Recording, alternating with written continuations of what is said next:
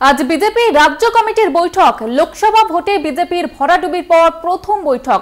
Science সিটিতে হবে এই বৈঠক। বৈঠকে থাকবেন সুকান্ত মজুমদার, শুভেন্দু অধিকারী, থাকবেন দিলীপ ঘোষ সহ কেন্দ্রীয় নেতৃত্বরাও। 2026-এর বিধানসভা ভোটে সাংগঠনিক রণকৌশল ঠিক করতেই এই বৈঠক বলে মনে করা হচ্ছে। এ বিষয়ে আরো বিস্তারিতভাবে জানবো। টেলিফোন লাইনে রয়েছে প্রতিনিধি দেবাশিস সেনগুপ্ত। দেবাশিস দা, কোন কোন বিষয়গুলি আজকের এই বৈঠকে তুলে ধরা হতে পারে?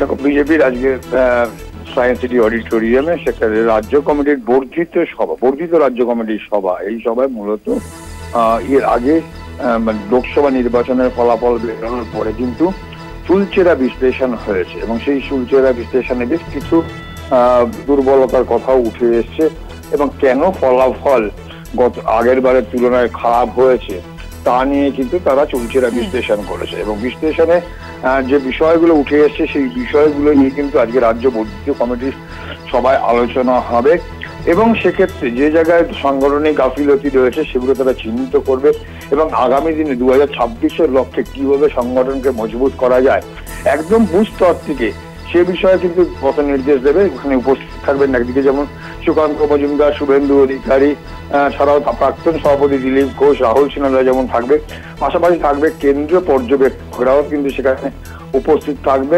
সেক্ষেত্রে দাঁড়িয়ে কিন্তু একটা বিষয় স্পষ্ট যে আগামী দিনে কিভাবে চলবে বিজেপি সংগঠন রাজ্যের ক্ষেত্রে, কেন তাদের লক্ষ্য হচ্ছে 2026 রাজ্যে তাদের সরকার গঠন করা, তার ডবল ইঞ্জিন সরকার গঠন করা।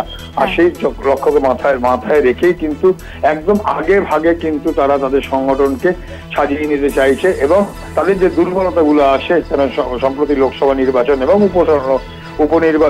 বিধানসভার উপনির্বাচন দেখা গিয়েছে তাদের হাতে থাকা 3টি আসনও কিন্তু তার বেরিয়ে গিয়েছে।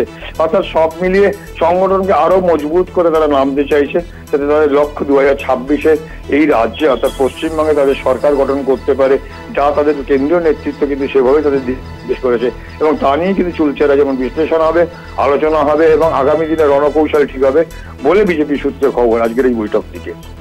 বেশ, ধন্যবাদ জানাবো দেবাশিস। আমাদের সঙ্গে ছিলেন প্রতিনিধি দেবাশিস সেনগুপ্ত।